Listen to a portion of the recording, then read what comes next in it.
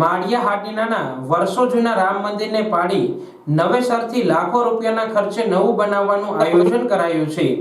મંદિરનું શાસ્ત્રીજી વિપુલભાઈ દ્વારા શાસ્ત્રોક્ત વિધિથી હરુભાઈ જલુના વરદ હસ્તે ભૂમિપૂજન વેદના મંત્રોચ્ચાર સાથે અયોધ્યામાં પ્રતિષ્ઠા દિનની સાથે જ તારીખ 22મીએ કરવામાં આવ્યું હતું।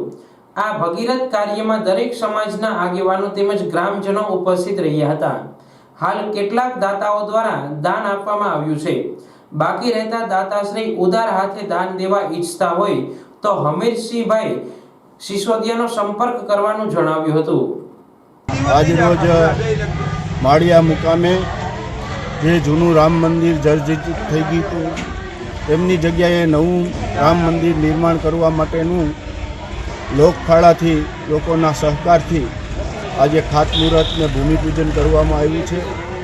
આજ રોજ અયોધ્યાની અંદર ભગવાન શ્રી રામ મંદિરમાં બિરાજમાન થવાના છે। આ શુભ દિવસે કાયમી અમારે યાદી રહી જાય માટે રામ મંદિરનું આજ ખાતમુહૂર્ત કરવામાં આવ્યું છે।